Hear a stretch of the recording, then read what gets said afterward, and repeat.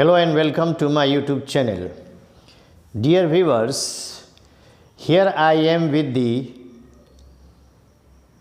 final and the last episode of in connection with traits of personality.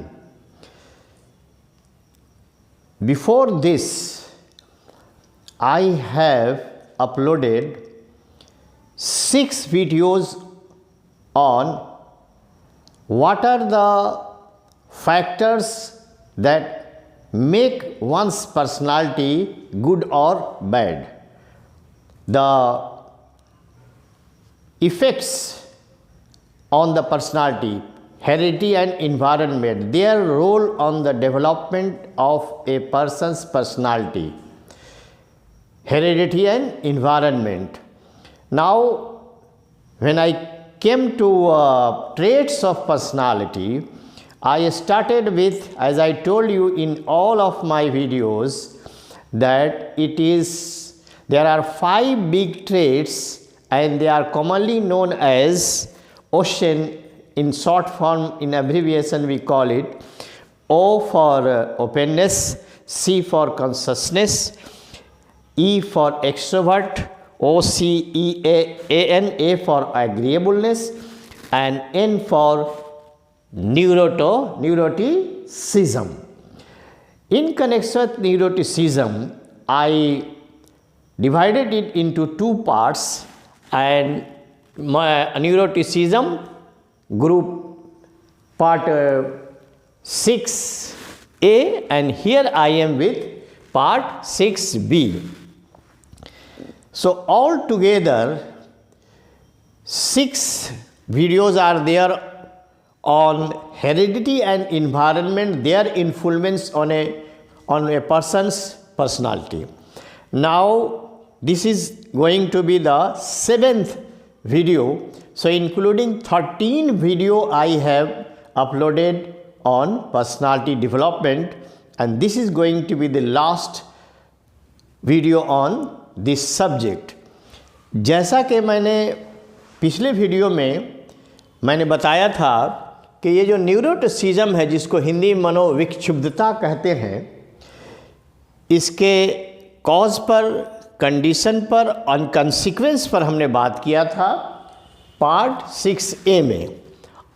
और अब हम इस वीडियो में बात करने जा रहे हैं कि इसको हम कैसे ओवरकम करेंगे. ये सारी जो 6A में डिमेरिट्स बताई गई, उनको हम ओवरकम कैसे करेंगे.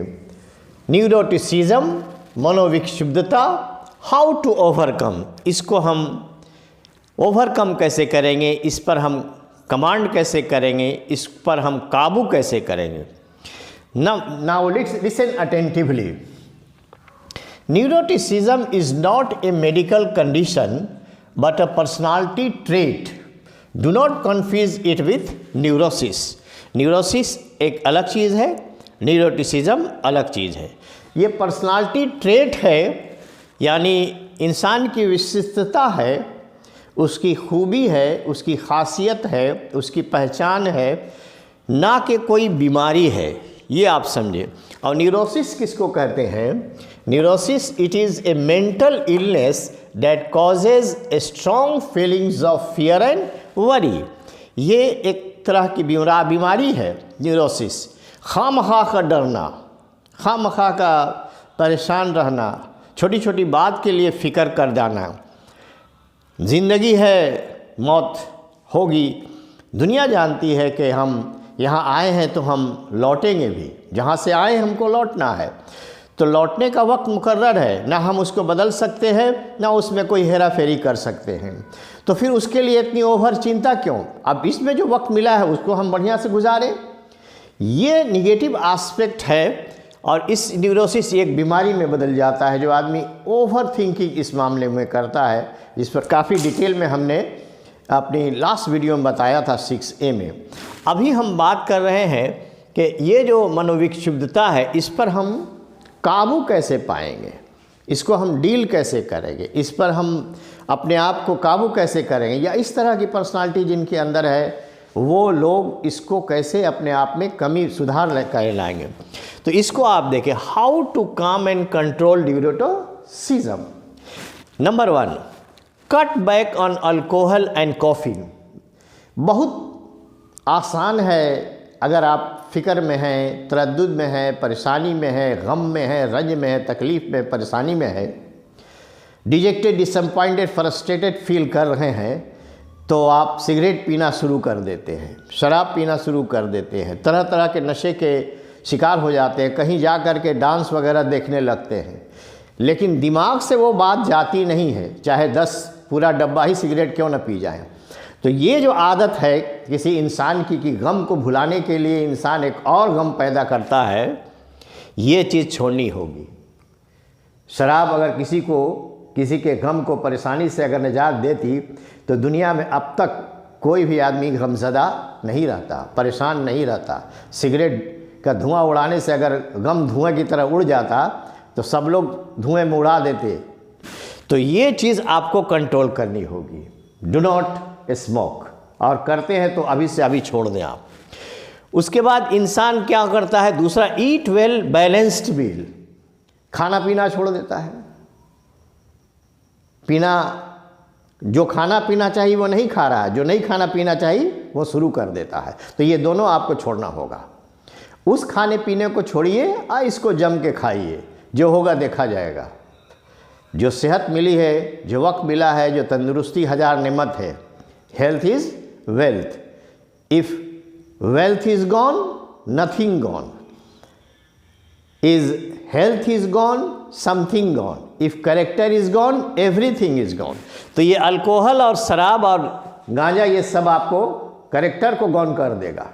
तो इसलिए आप इसको भी छोड़ें और खाना पीना नहीं त्यागे। बैलेंस्ड डाइट, अच्छी फूड ले, क्योंकि एक तंदुरुस्त दिमाग में a sound mind is in a sound body, sound mind in a sound body. सेहत रहेगी तो दिल दिमाग भी आपका सही रहेगा, सही काम करेगी, याददाश्त अच्छी रहेगी।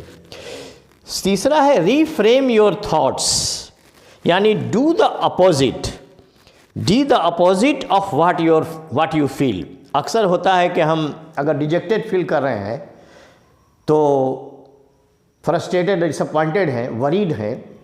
वरी क्या है? वरी के बारे में कहा गया है, डेल कार्नेगी ने अपनी किताब में इस एग्जाम्पल को भी दिया है। वरी का मतलब हुआ कि वरी ऐसा ही है जैसे सोए सोए वरी आप कर रहे हैं। तो उसकी मिसाल ऐसे ही है कि कोई गैरेज में गाड़ी को ऑन कर दिया है, हाई स्पीड में गैरेज में चला रहा है, लेकिन वो गाड़ी कहीं एक्सीलेटर बढ़ ही नहीं रही है, वहीं के वहीं है, चाहे 120 की स्पीड में क्यों ना हो वहाँ पर। तो वरी ऐसा ही है, वरी स्पॉइल्स करी। इसलिए आप अपने थॉट्स को, अपने विचारों को रिफ्रेम करें और जो आप फील करते हैं उसका उल्टा करें। अगर आप, जैसा कि एक लाइन में अगर बताएं, ये जो न्यूरोटिसिज्म का पार्ट ए जो था, उसका एक लाइन में एक निचोड़ है कि जो आदमी बहुत ज़्यादा निगेटिव थिंकिंग रखता है, पेसिमिस्टिक आउटलुक रखता है, वही न्यूरोटिसिज्म का शिकार होता है। तो आप, न्यूरोटिसिज्म 2 ही चीज़ में है, ना आप पेसिमिस्टिक हो, ना निगेटिव थिंकिंग हो। इसको आपको बदलना होगा। उसके बाद 4th वन है replace negative thoughts with positive once. जो अभी हमने कहा, सारे फसाद की जड़ है निगेटिव थिंकिंग। और आपको बताएं हम, इंसान के सेहत पर, उसके दिल दिमाग पर, उसके सोच पर, उसकी थॉट का बहुत असर होता है। अगर आप निगेटिव थिंकिंग के हैं, यानी पेसिमिस्टिक आउटलुक है आपका, हर चीज़ में खराबी नज़र आती है।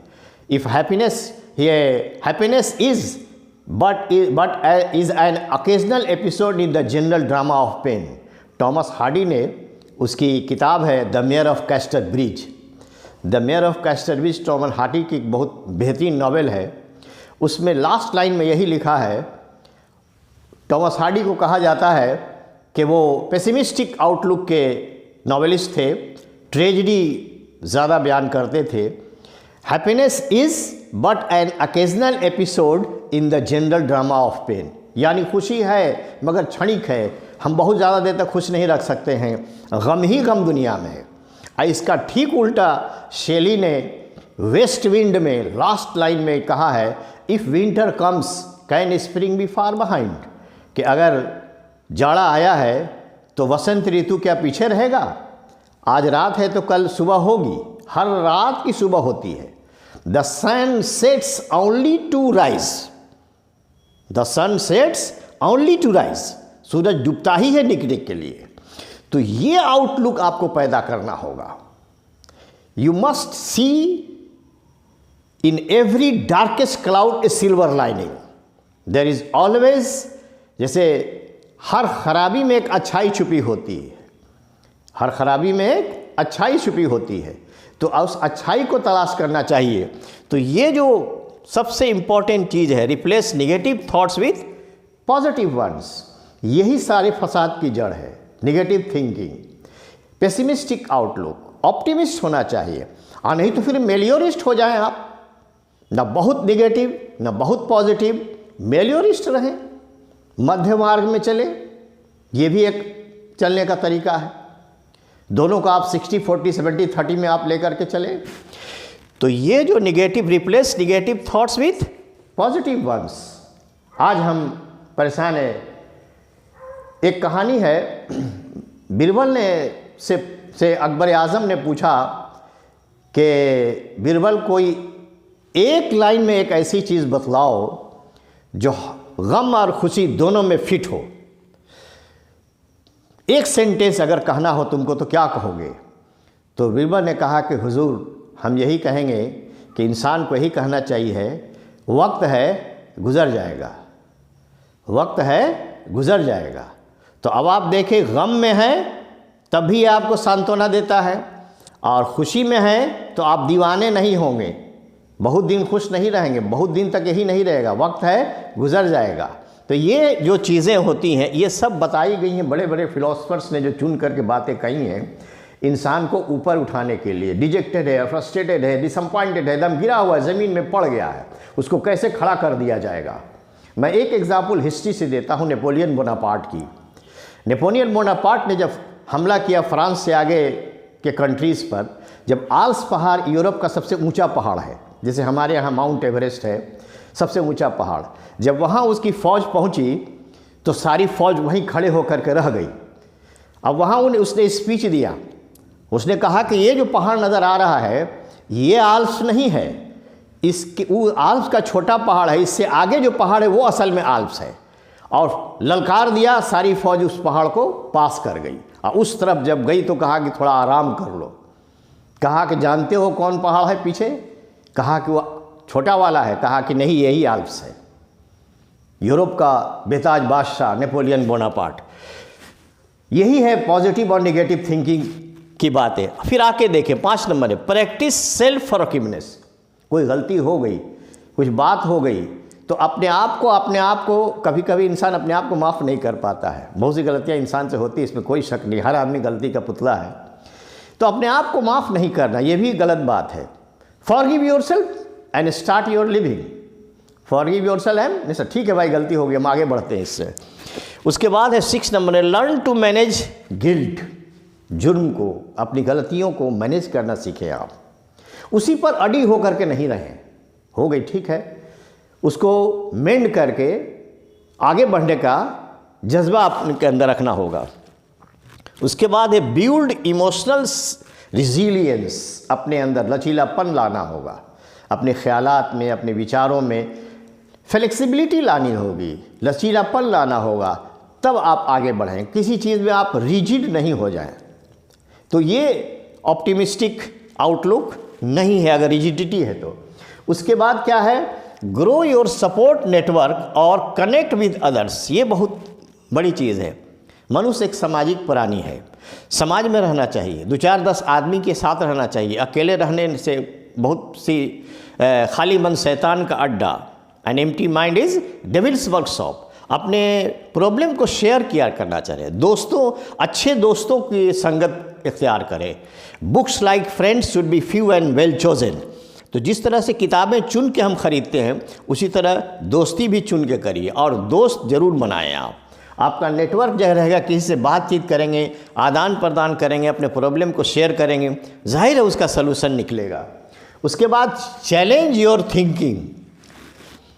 ये अपने थॉट्स को, अपने विचार को हमेशा चैलेंज करना चाहिए ताकि हम ही उसको नई सिरे से रीजनरेट करते हैं। एक तरह से ये बात यहाँ पर आती है, रिफ्रेम योर थॉट्स या what you feel do something other. तो challenging your thoughts, pay attention to present moment, ये बहुत बड़ी चीज़ है। जो होगा देखा जाएगा। अच्छा, जो गुजर गया उससे हम सबक तो लेना चाहिए आंसी को, लेकिन वहीं जा कर के रुके नहीं रहना चाहिए। Live in the present, think of tomorrow. Live in the present and think of tomorrow. Tomorrow will be better than this one. तो आप अभी जिस समय में हैं उसमें जीना सीखें। अभी आप खाना खा रहे हैं, बैठे हैं, उसको एंजॉय करें। ये नहीं कि सुबह में नाश्ते ही पर रात की फिक्र लेकर के परेशान हो रहे हैं, तो सुबह के नाश्ते का भी आपको मज़ा नहीं मिलेगा। तो पे अटेंशन टू प्रेजेंट मोमेंट, ये बहुत बड़ी क्वालिटी है। एक एक सेंटेंस पर कम से कम 5 मिनट बोला जा सकता है। मैं हिंट्स करके निकल रहा हूँ ताकि वीडियो लंबा नहीं हो। Focus on the problem not on the emotion, अपने जज्बात पर फोकस नहीं करना है। जो मसला है उस पर हम बात करें। जज्बात की क्या बात है भाई, इमोशंस की क्या बात है, इसमें इमोशन होने की ज़रूरत नहीं है। जो प्रॉब्लम है यानी प्रॉब्लम सॉल्विंग एटीट्यूड लेकर के थिंकिंग करना है। 2-4 आदमी को बैठ के उसको सॉर्ट आउट करना है, ये जज्बा होनी चाहिए। Focus on the problem not on the emotion. Regulate your emotions, और या अपने इमोशंस को हमें रेगुलेट करते रहना चाहिए, एक ही बंधन में नहीं बंधे रहना चाहिए। फिजिकल, इस और भी है बहुत सारी चीज़ें, physical exercise, meditation, walking, jogging. तो जो लोग न्यूरोटिसिज्म के शिकार हैं उनको मेडिटेशन ज़रूर करना चाहिए।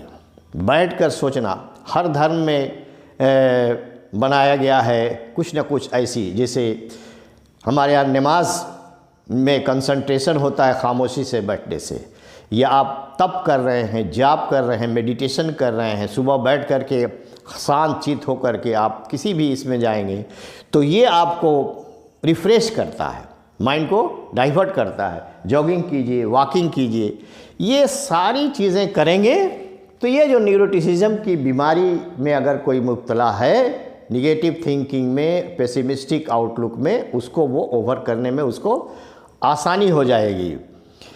और इसके लिए, इसको ओवरकम करने के लिए कुछ ऐसे जॉब्स हैं जो उस तरह का जॉब अगर आप करते हैं, जैसे आप राइटर बन जाएं, कोई चीज़ लिखें, कंसंट्रेट रहेंगे, फ्लोरिस्ट बने, फूल बेचने वाले जो हुए, इंस्ट्रक्टर हैं योगा के, इस तरह के अकाउंटेंट है, अकाउंटेंट में आदमी भी शांत होकर के रहता है। तो ये सारी चीज़ें हैं।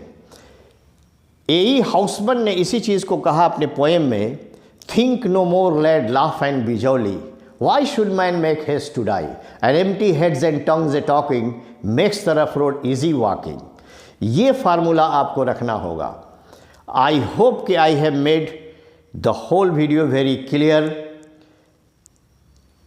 Watch my full video. Thank you so much indeed.